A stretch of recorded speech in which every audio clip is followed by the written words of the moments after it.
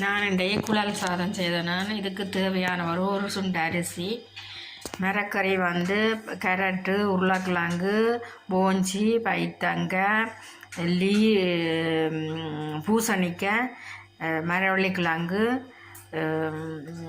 மற்றது பிலாக்கொட்டை, முருக்கங்காய், கீரை இதெல்லாம் போட்டு மரக்கறியெல்லாம் போட்டு அவிச்சு சரி.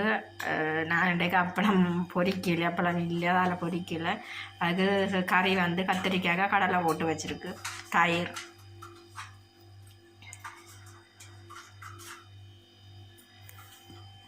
நீங்களும் செய்து சாப்பிட்டு பாருங்க, சூப்பராக இருக்கும்.